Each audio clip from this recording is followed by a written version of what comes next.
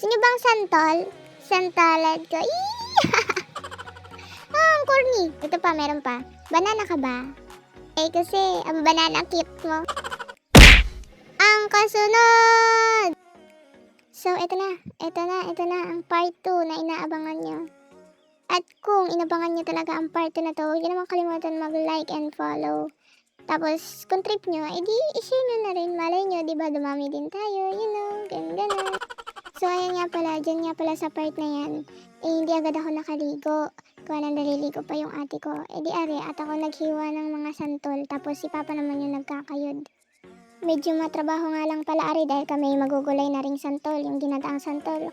Pagkakasarap naman talaga Mas masarap nga pala yan kung may karne kaso hindi naman kami prepared. Edi next time na lang yung karne. Ay minsan nga lang din pala magbunga yung mga santol din sa amin.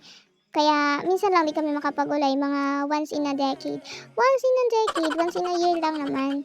Kasi syempre, di ka naman makakapagulay ng santol pag walang santol, di ba? May 2% chismisan nga pala kami dyan ni Papa habang gumagawa diyan. Ay, talaga naman the best. At dumating nga pala diyan yung kapatid ko. Tapos kininto ko na ako'y nakagat ng limatik. Bay ari at dali-daling tinignan yung aking paa. Tapos ako'y tanong-tanong kung ako daw ay natakot. Abay, alangan, palirit pa. At ari nga, natapos ko nang hiwain lahat tong santol. Tapos kakayodin na lang yan ni Papa. O, diba? Seryosong-seryoso yung kapatid ko dyan. Sa galing naman yan magsisilpon. At ayan, natapos na nga pala ni Papang kayo din dyan yung lahat ng santol. At ayan, iniwan na nga lang pala diyan ni Papa yung mga buto. Bay, hindi naman yun isasama at kinaisubra naman ng asin. Tapos nagpabaga na nga pala si Papa diyan at nagpakulo ng tubig para naman mapabulakan yung santol. Tapos ayun, pinigaan na niya. At nilagay na nga pala niya dyan sa kaldera yung mga napiga niyang santol para naman bumulak na. At nung bumulak na nga, isinari niya ulit din sa planggana. Kanya naman itong huhugasan para naman mawala yung asim-asim.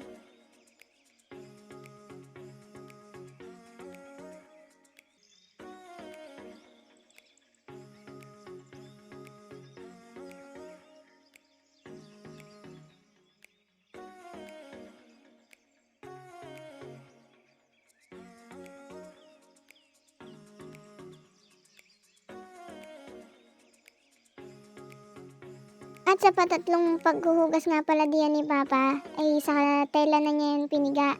Dahil nang para syempre yung tuyong-tuyo siya, yung wala na talaga siyang katubig-tubig. Para tagtag talaga yung asim at saka yung pakla niya.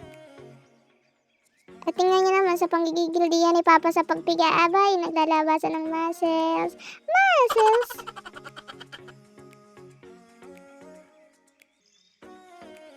At ayan nga pala, pagkatapos niyang mapiga lahat, nilagay niya muna sa bandihado. Set aside muna yan. Kasi magkakayod muna siya ng nyog. Ari nga, tinalupan niya na yung nyog, tapos kanya nang biniyak sa Tapos ako'y binigyan ng tubo. Ay pagkakaliit naman, ay lugi. Ay luging-lugi. Ay kainama naman talaga, Tapos ari nga, kinayod na ni Papa yung kanyang biniyak ng niyog. Tapos ari at kanya nang ginatana. Ay sabi sa inyo matrabaho aring paggugulay ng santol. Shout out nga pala diyan sa mga hindi pa nakakatikim ng gulay na santol. Ay kung gusto niyo tikman ay halina kayo, punta kayo din Tapos ari nga pala yung pangalawang gata, sinalang na ni Papa. Tapos ilagay niya yung bawang at sibuyas, tapos konting asin, tapos halo-halo. Bulak ng kaunti, di ari at nilagay na ni Papa yung sili. Tapos mekos-mekos ulit ng kaunti. Pagkatapos ng ilang minuto, di arit inilagay na niya dito yung santol na piniga niya kanina. Tapos dinurog-durog niya lang dito. Tapos sabi niya hindi daw yan tatakloban. Hayaan na lang daw yung bumulak diyan at maiga ng kanya. At makailang minuto nga pala din, inaiga na nga aring santol. Ay di arit, nilagay na aring primerang gata daw aring tawag din Tapos ayan, mekos-mekos. Hindi nga pala yan tinigilan diyan ni Papa ng paghahalo hanggang sa talagang maiga siya at mawala na yung kanyang gata. Ay talaga namang amoy pa lang, ang sarap na talaga. Kahit siguro ulamin niya ng pang isang buong araw ay hindi nakakaumay. Ay talagang ang bango, hinahalo pa lang ni Papa ay gusto ko nang kumain at talagang ang sarap tingnan. At ayan nga, nang nasatisfied na si Papa dun sa iga na gusto niya, edi ari at inahon na niya. Tapos look at that! Wow! Talaga namang ang sarap. Alam niyo ba, tinry ko din yung itorta, tapos gusto ko ding itry yan ng lumpia. Ay talaga, ang sarap ng torta. Grabe. Ay, makakalimutan nyo talagang santol ang kinakain nyo kapag ganun ang luto. Sulit na sulit kahit nakagat na limatik. Nakagat na limatik, wala naman yung ngipin.